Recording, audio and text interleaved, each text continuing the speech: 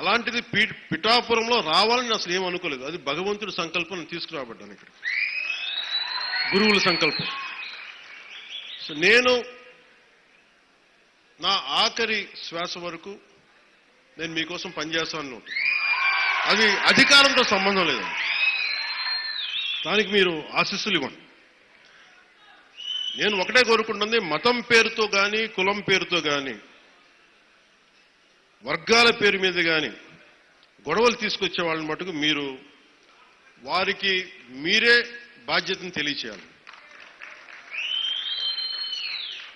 ఎందుకంటే నేను మీకు ఇందాక చెప్పినట్టుగా ఒకటి విడగొట్టేయడం చాలా చాలా తేలిక మనుషులు. ఈ రోజున మనం మాట్లాడుకోవాల్సిన రైతాంగం గురించి గౌరవ మంత్రివర్యులు civil supplies minister Nadendla Manohar గారు ఆధ్వర్యంలో, గౌరవ ముఖ్యమంత్రి శ్రీ నారా చంద్రబాబు నాయుడు గారి, నేను చాలాసార్లు సందర్భాలు చెప్పాను, ఆయన అనుభవం చాలా అవసరం అని. సో మనందరం ఒక ప్రయాణం చేశాం.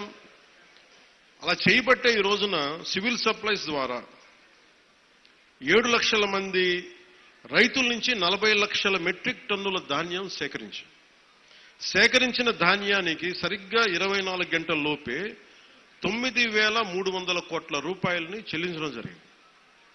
ఇది ఎక్కడైనా సరే మీరు గత ప్రభుత్వంలో ఎంతసేపు దేహి ముదివి ప్రోయాక్టివ్ గవర్నమెంట్, నారా చంద్రబాబు నాయకత్వంలో ప్రోయాక్టివ్ గవర్నమెంట్ అంటే ఇంతమంది సమిష్టిగా కలిసి కృషి చేస్తేనే ఈ రోజున ఇంత అద్భుతంగా జరుగుతుంది. మీరు గత ప్రభుత్వాన్ని గురించి వాళ్ళు ఏం చేసినా సరే వాళ్ళు తెలిసింది ఒకటే, బూతులు తిట్టడం, ఇందాక నారాయణ గారు చెప్పినట్టు కేసులు పెట్టడం,